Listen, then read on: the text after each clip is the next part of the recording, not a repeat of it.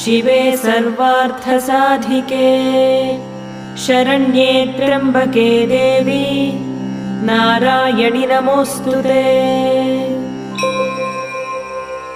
अस्य श्रीललिता सहस्रनाम स्तोत्रमाला मन्त्रस्य वशिन्यादिवाग्देवता ऋषयः अनुष्टुप् छन्दः श्रीललिता परमेश्वरी देवता श्रीमद्वाग्भवकूटेति बीजम् मध्यकूटेति शक्तिः शक्तिकूटेति कीलकम् श्रीललिता महात्रिपुरसुन्दरी प्रसादसिद्धिद्वारा चिन्तितफलावाप्त्यर्थे जपे विनियोगः।